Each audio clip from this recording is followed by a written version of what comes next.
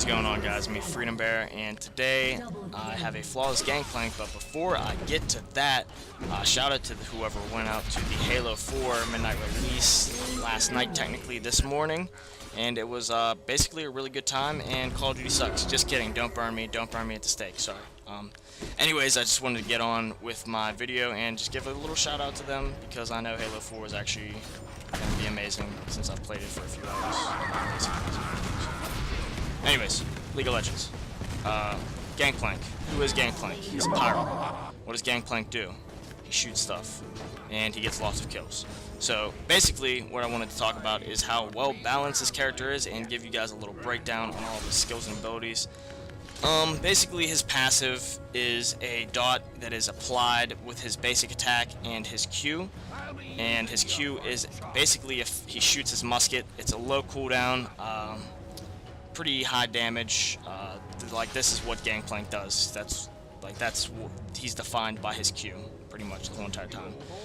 His W gets rid of all of the CC effects on him, and it also heals him. His E basically is a little like AoE kind of boost for movement speed and attack damage, and as soon as you get that, actually it gives you attack damage because it's a passive. It'll disactivate that whenever you use it and whenever you activate the spell, but passively it will give you attack damage and movement speed. And finally, one of the most important abilities in the game is, well, one of the most impressive abilities in the game is probably his R, which is basically, it's a cannon barrage that you can lay down anywhere on the map, anywhere, like anywhere.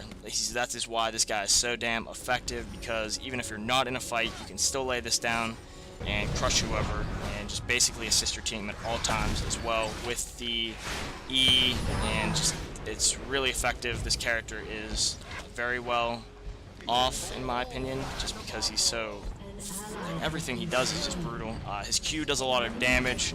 His E is very effective for helping your group win team battles, and his R is great for team battles or chasing people down. So a lot of the times people will make mistakes on when they use their R, just because it's kind of a high cooldown, and you kind of need to know when to use your R. And probably one of the best times to use your R is whenever you're in an engagement and you don't think you can win it, because it also slows down the enemy champions that are there inside of that, and it also does a pretty decent amount of damage to them. So basically, all these kills that you're seeing me put down my R, and it's really just brutal, especially paired up with GP, since GP is basically one of the best cherry pickers in the game.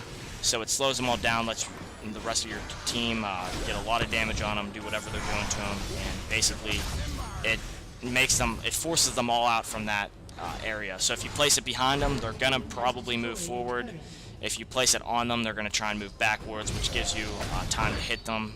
So basically the whole entire time you're gonna be hitting them. So it's really a great deterrent for a lot of things, and usually you can, if you get someone low enough, you know how Karthus' ult hits everyone. If you get someone low enough, you can eventually do that, and basically cherry pick them from all the way across the map if you know where they're headed or how much health they have, because all you need is, if it's below like 4 or 5%, you can basically drop them.